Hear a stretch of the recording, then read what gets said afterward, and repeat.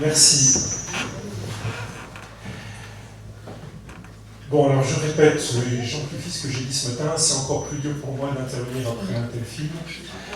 Donc je vais néanmoins le faire, et comme petit sas d'introduction, je profite de l'invitation que m'avait fait Françoise de vous dire deux mots sur la Nef Animation. Donc Nef Animation, c'est la structure dont je suis responsable actuellement. Donc c'est une nouvelle écriture pour les films d'animation. C'est une association 1901 dédiée à la recherche et à la création pour le cinéma d'animation. C'est en réalité l'émanation d'un projet qu'on a longtemps incubé à la ville de Fontevraud, dont j'ai été longuement le directeur, et qui au départ consiste à créer ce qui n'existait pas. À ce moment-là, c'est des résidences d'écriture et de recherche pour des artistes de l'animation qui viennent dans ce lieu formidable qui est Fontevraud pour travailler à l'écriture et à la recherche de leur prochain film d'animation. Et de ce projet-là, beaucoup d'autres sont nés, puisqu'aujourd'hui, donc, la Nef Animation est à la fois toujours implantée à la ville de Fontevraud. Elle co-organise 4 sessions de résidence par an. Donc on suit une quarantaine d'auteurs, essentiellement à Fontevraud, mais aussi à Meknès, en collaboration avec l'Institut français de Meknès, avec des partenaires privés. Nous sommes aussi un lieu de rencontres professionnelles, d'ateliers professionnels sur les enjeux d'écriture et de création.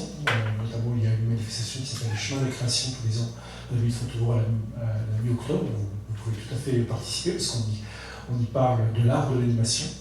Nous sommes également, je parle de recherche dans les deux sens du terme, c'est-à-dire la recherche créative, mais aussi la recherche sur l'animation, puisqu'il s'avère qu'il y a depuis quelques années une dynamique nouvelle dans le champ de la recherche académique sur l'animation, et que la Nef sert de cheville ouvrière pour la collaboration entre elles de différentes universités, écoles ayant des programmes de recherche sur l'animation. Donc nous organisons tous les ans avec plusieurs universités françaises des journées d'études et des colloques internationaux qui changent de lieu, dans des universités différentes, de Toulouse à Paris, à Amiens, etc. Et puis enfin, nous coéditons Bling Blanc. Bling Blanc, c'est la revue du film d'animation. Je dis là parce qu'il n'en existait pas au moment où nous avons créé Bling Blanc. Et l'idée de cette revue, donc, qui est une revue d'art, et une revue aussi critique, elle veut accompagner effectivement cet élan actuel autour de l'animation, aussi dans le champ de la création, de la recherche, du développement d'une filière, puisque l'animation est un secteur extrêmement vivant, aussi bien du côté de la production de la création que de la cinéphilie. Voilà, et donc cette revue, qui est un bel objet, paraît 2 fois par an. Vous pouvez la lire, vous pouvez vous y abonner. Quand je suis nul comme attaché commercial, j'ai complètement oublié de venir avec quelques exemplaires. Donc, d'autant plus, raison de plus pour repartir avec la publication des Enfants de cinéma, qui est une très très belle publication. J'en profite d'ailleurs, et c'est le lien pour dire que la Nef Animation, bien sûr, elle vient de Fontevraud, mais aussi à titre individuel, je remercie vraiment beaucoup les Enfants de cinéma, dont j'ai fait partie longuement avec grand plaisir, tout d'abord avec Ginette, puis avec Eugène et l'ensemble de l'équipe, les administrateurs, qui a été pour moi, alors au moment où je travaille au Forum des images essentiellement, et un petit peu par la suite, qui a été, je pense, enfin pour moi et d'ailleurs collectivement, l'un des lieux, et ils ont été extrêmement rares, où a pu se mener en réalité une recherche et un travail d'étude du cinéma d'animation. C'est-à-dire que les cahiers de notes dont on a parlé tout à l'heure, et dont le livre est une forme de synthèse, de regard, a été l'un des seuls endroits quasiment où il était possible de mener un travail de recherche, même si c'était en direction des enseignants. Il n'empêche que c'est un travail, je pense pour beaucoup, qui a été fait dans des conditions de rigueur scientifique, et qui a été vraiment, je pense, très important. Laurent en parle de cette façon-là, et je souscris. Moi, à titre individuel, si j'ai fait des livres par la suite, c'est parce que j'ai commencé avec les cahiers de notes, notamment un des cahiers de notes que nous avons coécrit avec Milan sur Gauche le violoncelliste, et la seule publication, j'ose le dire, je pense, de référence sur Takahata en langue française, c'est ce cahier de notes de Gauche le violoncelliste. Voilà, donc merci beaucoup, et vous voyez que toutes les choses sont liées les unes aux autres. Et donc, merci aussi Eugène de m'avoir invité à écrire le cahier de notes sur l'homme qui plantait les arbres. Même si, hélas, à cette époque-là, il n'est plus lu en édition papier. Je crois qu'on pourra quand même retrouver le texte sur Internet. Je vais essayer là aussi d'être le plus synthétique possible. C'est encore plus difficile que tout à l'heure parce que tellement il y aurait de choses à dire sur ce film qui est une somme en soi, véritablement. Donc je vais là aussi vous proposer rapidement de partager quelques perspectives de réflexion sur ce film. Donc comme tout à l'heure, je commence en vous donnant partageant quelques repères sur le réalisateur, parce que je crois que c'est important. Frédéric Bach, je n'ai pas marqué la date de son décès, donc on va dire qu'il est toujours vivant, mais ce n'est pas le cas. Mais dans nos cœurs, oui, il est né donc en 1924 à Sarrebruck, au moment où Sarrebruck est en zone française. Il a fait donc les Français d'origine, alsacien. Il a fait l'école Étienne à Paris, puis l'école des Beaux-Arts de Rennes, où Mathurin Méheux a été son professeur et son inspirateur essentiel, donc le grand peintre breton. Il a ensuite émigré en 1948 au Québec, je vais très vite, pour une raison de cœur. Voilà, il a épousé sa correspondante de l'époque. C'est important, une question d'amour, et c'est une question vraiment importante. C'est pas anecdotique. Et puis il est rentré à la Société Radio-Canada, dans laquelle il a eu différentes collaborations avant de développer des films pédagogiques. Je vais revenir sur sa filmographie. Ce qui est vraiment important de noter, c'est dans ce thème de l'amour, de la peinture que j'ai déjà évoqué, c'est l'engagement écologique de Frédéric Bach, qui est un écologiste de la première heure. Et c'est cet engagement écologiste qui l'a conduit à adapter Georges Genot, c'est pas le contraire. Je vais en reparler. C'est quelqu'un qui a eu une reconnaissance internationale réelle, et encore aujourd'hui. Il a notamment remporté 2 Oscars, court-métrage d'animation, pour L'homme qui plantait les arbres, et précédemment pour Crac. Et aujourd'hui, même si pardon d'être un peu grandiloquent, mais on le tient comme l'un des grands maîtres de l'animation, une figure qui est indépassable et indépassée dans ce domaine. Et c'est une figure, un repère pour l'art de l'animation encore aujourd'hui. On a eu le bonheur, la chance de l'accueillir au Forum des Images, au moment où j'y travaillais. Nous organisions des rencontres tous les mois avec des grands réalisateurs. Lui et son épouse, Guylaine. La filmographie de Frédéric Bach, pour l'essentiel, c'est des courts-métrages, donc des années 70 à son dernier film en animation, parce qu'il y a d'autres choses qu'il faudrait signaler. 93, L'homme qui plantait le fleuve aux grandes eaux. Donc vous voyez où se place Crac, donc il se passe effectivement à la fin des années 80. Donc au moment où la manière de Frédéric Bach est déjà extrêmement posée et établie, notamment à travers le film précédent, Crac, que je vais souvent citer un petit peu en miroir, parce que ce sont 2 œuvres qui sont jumelles d'une certaine manière. Le fleuve aux grandes eaux est une ode au Saint-Laurent et un poème moins optimiste, plus dur, plus sévère sur le constat, parce qu'il est beaucoup plus sur un constat de destruction de la nature que L'homme qui plantait les arbres, qui est un film fait pour ne pas désespérer, au contraire, vous l'avez compris. Voici Frédéric Bach dans les dernières années de sa vie au travail avec ses crayons de couleur. Ce qui est important de dire, c'est qu'il a, comme beaucoup de grands réalisateurs d'animation, l'animation a ceci particulier que beaucoup de ces grands artistes inventent ou réinventent leur façon de faire l'animation, inventent leur technique, leur esthétique. Frédéric Bach, pour aller vite, utilise, dans ses derniers films, dans L'homme qui plantait les arbres, on va rester là-dessus, une technique qui est celle du crayon de couleur, crayon de cire, avec lequel il colorie des feuilles d'acétate légèrement rugueuses, donc du type du celluloïd, mais plus rugueuse, de façon à ce que la matière reste dessus. Donc en gros, c'est une technique, on va dire.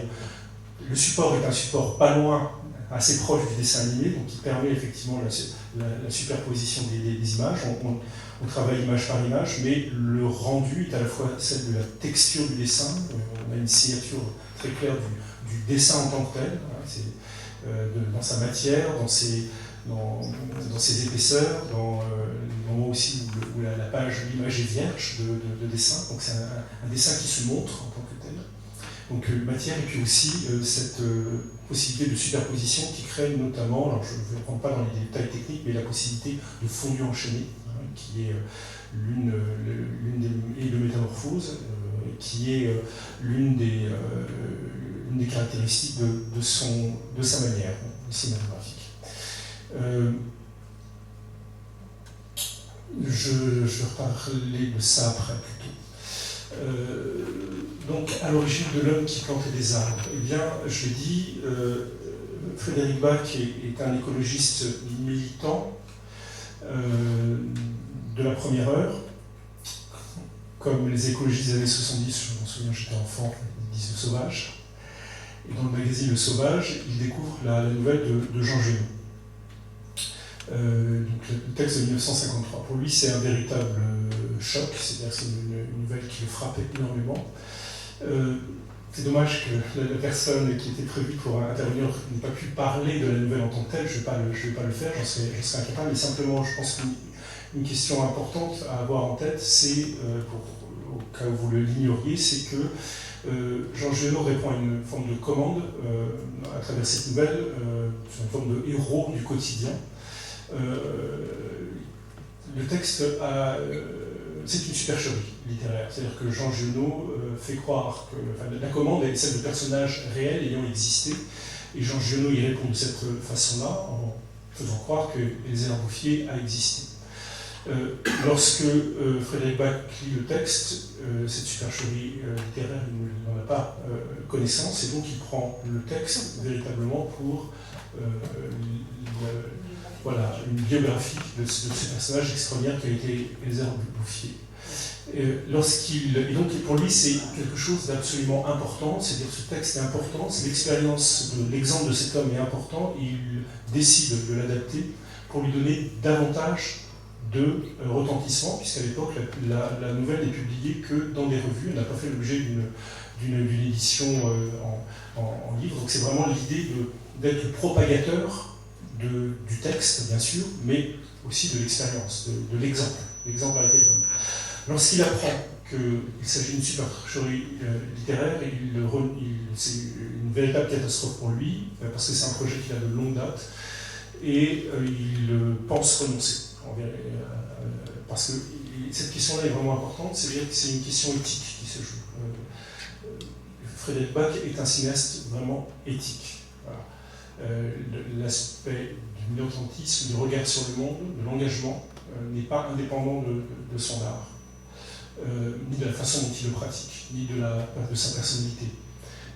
Donc il y a quelque chose qui, tout d'un coup, ne fonctionne plus pour lui, n'est plus recevable.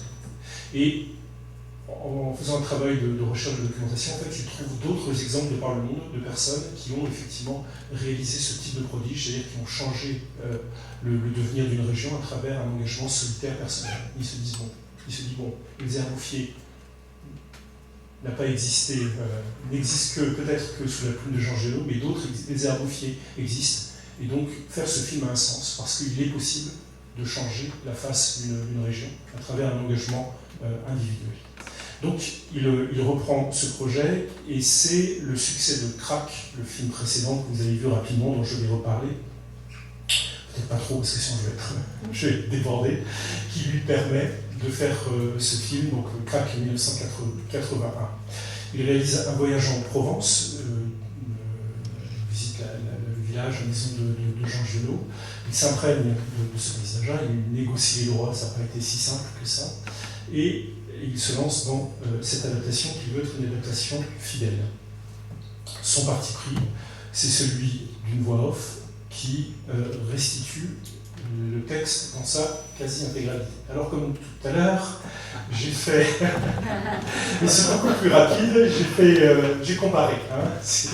Pardon. Et en fait, le texte, là, on n'est plus à 85%, on est vraiment à quasi 100%, on est à 99,90%. Il n'y a qu'un paragraphe qui manque à ma connaissance. C'est ce petit paragraphe que je vous ai mis en jaune, mais c'est pas innocent, c'est que ce petit paragraphe, c'est précisément le passage où Jean Genot situe géographiquement l'aventure, enfin, l'histoire des Herbes Bouffier. Et donc, en enlevant ce paragraphe, d'une certaine manière, on peut considérer que Frédéric Bach atténue le faux. Et en tout cas, ce qui est clair, c'est qu'il généralise, il universalise davantage, même s'il situe quand même la Provence, hein, mais on n'est pas, voilà, il n'y a pas une forme de tropisme de situation locale particulière qui est donnée, mais plutôt voilà, un caractère d'universalité, une ouverture vers l'universalité qui se joue davantage dans ce texte-là. Voilà, dans le parti pris, avant de dire ça, on va rester sur la question de la voix off, parce que l'autre parti pris de la voix off, alors évidemment, il faut parler de l'interprétation de Noiret, qui évidemment incarne totalement le texte, mais il y a quelque chose qui est assez frappant, c'est que ce choix de la voix off, c'est que la façon dont la voix off joue, se positionne dans l'univers sonore du film. Il y a de la musique assez parcimonieuse, mais qui est un très joli thème d'un des très grands compositeurs de musique, et notamment de musique de film d'animation, qui est Normand Roger, et qui est assez parcimonieuse parce qu'évidemment la voix est très présente, et ce qui est aussi extrêmement présent, ce sont les sons. Et les sons, ce sont des sons extrêmement concrets, c'est-à-dire qui sont les sons de la matérialité, des gestes, du vent, des pas. Et quand vous sentez le contraste entre cette voix off et ces sons, qu'est-ce qui ressort? Eh bien, il ressort de façon complètement évidente le mutisme des personnages. Parce qu'effectivement, ils ne parlent pas. Et effectivement, Jean Genot nous évoque évidemment le mutisme des Herbes Bouffier qui ne parlent pas de mots inutiles, et qui finit par même avoir complètement oublié l'usage du langage. Et ce mutisme ressort d'autant plus que, effectivement, voilà, on ne le voit pas parler à l'écran, et que tout ce qui est dit passe par cette voix off. Donc ça, je pense que c'est un parti pris extrêmement important de la part enfin, qui découle de cette idée de traiter tout en voix off. Il y a juste, d'ailleurs pour l'anecdote, mais c'est intéressant, juste quelques exceptions, où on entend un petit bout de voix au moment des discours officiels. Donc on est effectivement dans ce langage inutile. Voilà. Et puis après, des langages verbal à peine intelligibles, qui est celui au contraire de l'essentiel, c'est-à-dire l'habillement de joie d'un bébé, où là la voix est son, et la voix est émotion et pas langage verbal. Et puis les moments où il y a une correspondance plus directe entre la voix off et l'image, c'est au moment où la voix off dit il dit non, et on a simplement la négation comme ça du vieux berger, voilà, qui montre bien que effectivement il dit non, mais il dit non avec la tête. Donc voilà, ce mutisme qui est encore une fois souligné à travers ce point de vue de mise en scène. Comment faire pour ne pas déborder dans tous les sens? Quelques motifs qui me semblent importants de citer, puis après je vais aller très très vite. Il y a dans l'esthétique de Frédéric Bach, dans ce film et dans le film précédent, l'idée d'une, vous l'avez bien compris, de peinture en mouvement. C'est-à-dire que on entre, alors on est vraiment dans la continuité de Wong Fu, d'une certaine manière, on entre véritablement dans une peinture en mouvement, je vais en parler.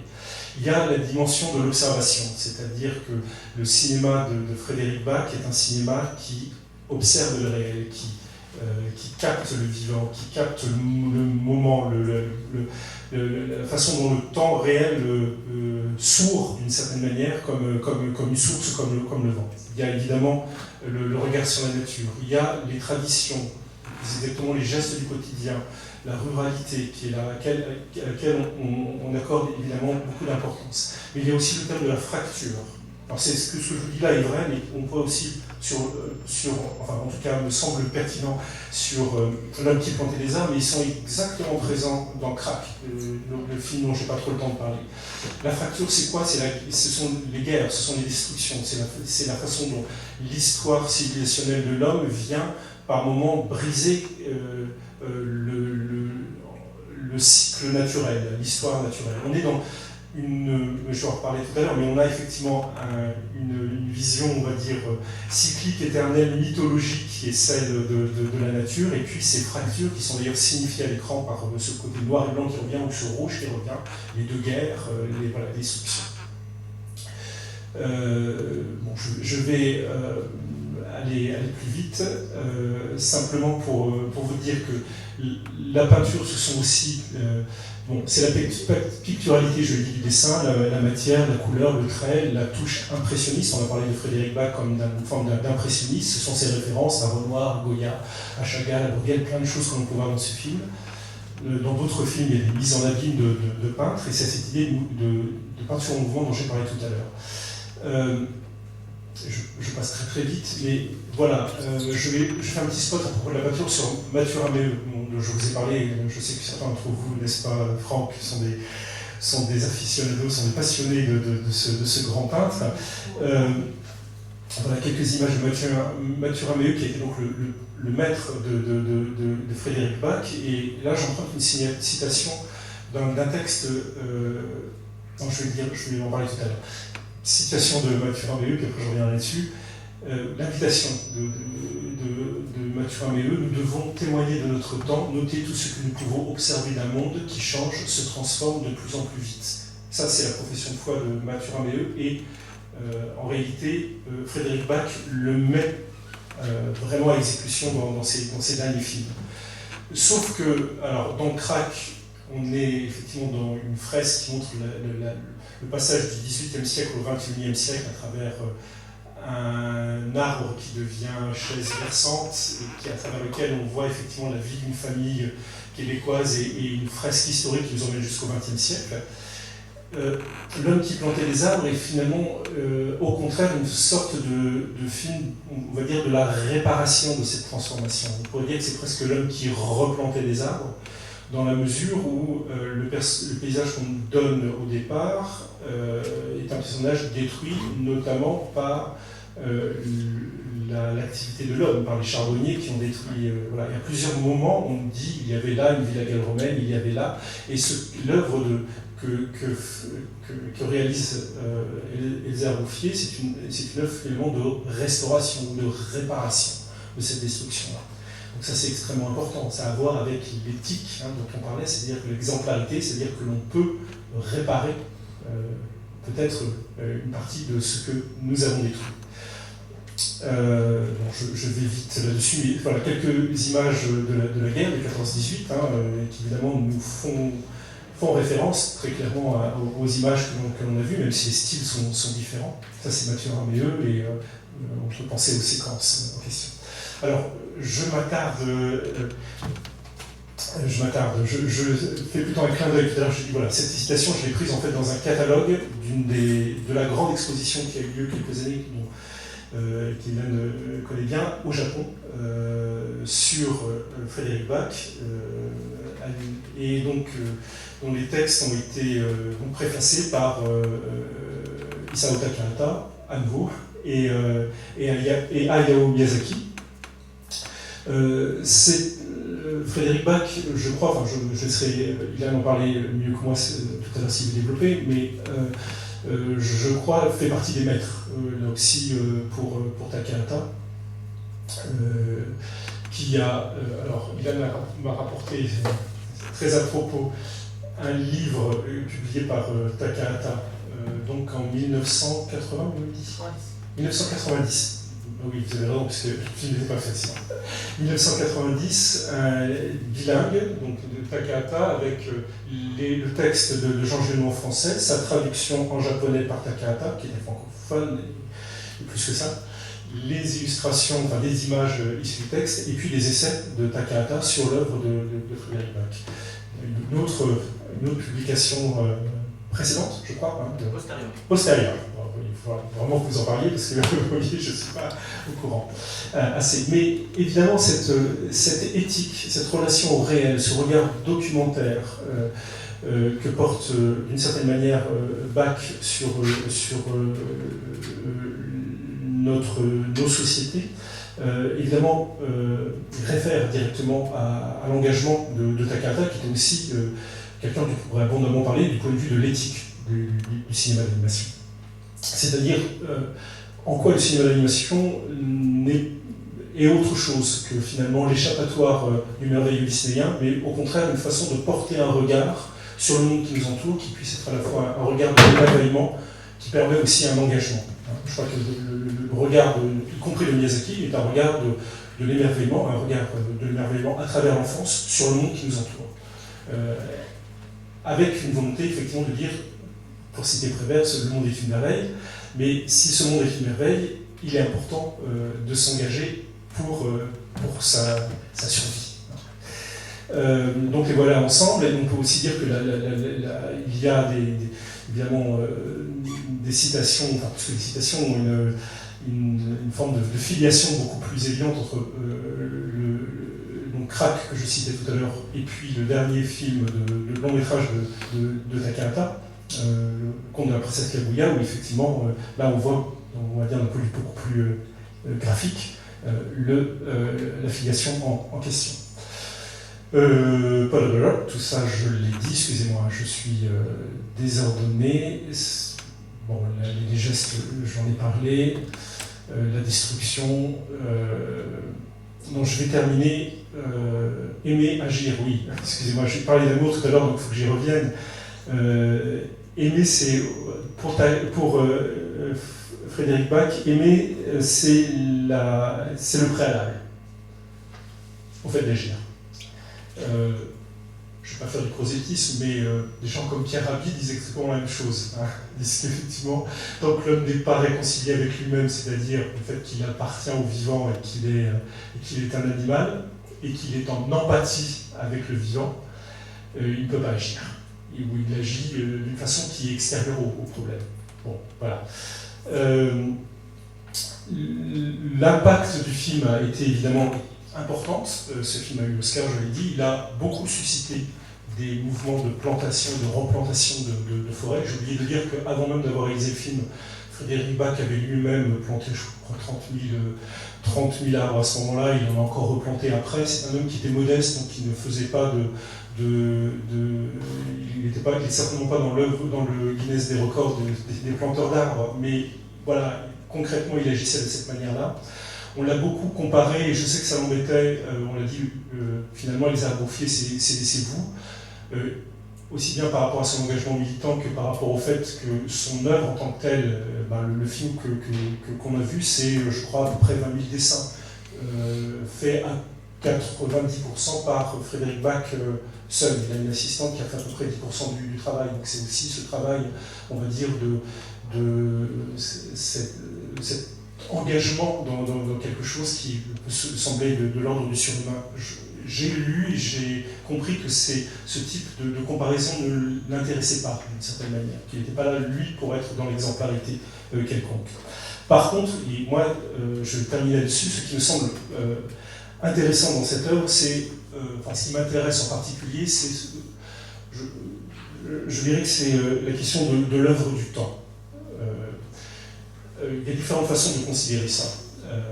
L'œuvre du temps, c'est évidemment le récit se développe sous ce système de fresques dont j'ai parlé, il se déploie sur 35 ans, de 1910 à 1945. Le Berger meurt deux ans après, en 1947, mais Genot arrête en disant la dernière fois que je l'ai vu, c'était en 1945. Donc c'est 35 ans. En 35 ans, effectivement, le propos de Jean Genot est de nous montrer de nous dire ce qui a pu se produire à l'échelle de 35 ans, c'est-à-dire à l'échelle de la vie active d'un homme. Voilà. Effectivement, cette constance dans l'engagement qui ignore d'une certaine manière les vicissitudes et l'autodestruction de l'homme, qui est notamment manifestée par les guerres. Mais aussi, le temps à l'œuvre, c'est le temps de la nature. Frédéric Bach le dit, et ça je pense que c'est ce que peut l'animation, c'est beaucoup moins simpliste que je le dis, mais c'est de nous faire partager quelque chose d'un temps imperceptible. Frédéric Bach nous parle de ce film en disant partager, son idée c'est de faire partager le temps que l'on peut passer à regarder pousser un arbre. Alors, regarder pousser un arbre, c'est du temps de la lenteur. Je ne sais pas si vous avez essayé de regarder pousser un arbre, mais je vous y encourage. Je pense que ce n'est pas du temps perdu, mais c'est vrai que c'est peut-être pas très spectaculaire. Ce que permet l'animation, et en particulier lorsqu'elle procède de ce dessin en mouvement, c'est sa dimension performative, c'est-à-dire que le récit se développe et en même temps se développe la nature, l'environnement végétal. On partage cette croissance des végétaux. Et donc, on peut effectivement visualiser ce qui est nécessaire, c'est-à-dire de s'inscrire dans la longue durée. C'est-à-dire que si on plante les arbres pour nous, on ne verra pas grand-chose. Par contre, si on revient dans 35, 70 ou 120 ans, voilà. Cet engagement à penser le temps. Je vais terminer là-dessus, simplement avec une petite citation. Une autre façon de voir pousser les végétaux, que peut l'animation, en tout cas l'image par image, c'est un film de Jean Comandon. Enfin, vous savez, c'est un des pionniers du cinéma scientifique des années 20-30, qui a filmé un film de 1929 qui s'appelle La croissance des végétaux. Je vais passer juste un petit extrait parce que je trouve ça absolument magnifique. J'espère qu'il n'y a pas de musique. Bon, peu importe. Voilà. Ça, c'est un petit bout à bout de ces différentes vues. Bon, c'est le système on va dire, du time-lapse, c'est-à-dire on place une caméra fixe et puis on regarde ce qui se passe. Voilà. Pour moi, ça, c'est de l'animation. C'est-à-dire que ça, on change de point de vue. On rend sensible à la temporalité de l'homme quelque chose qui lui échappe, c'est-à-dire le mouvement des végétaux, c'est-à-dire la danse, c'est-à-dire leur vie par le mouvement. Et c'est chorégraphique et c'est absolument magnifique.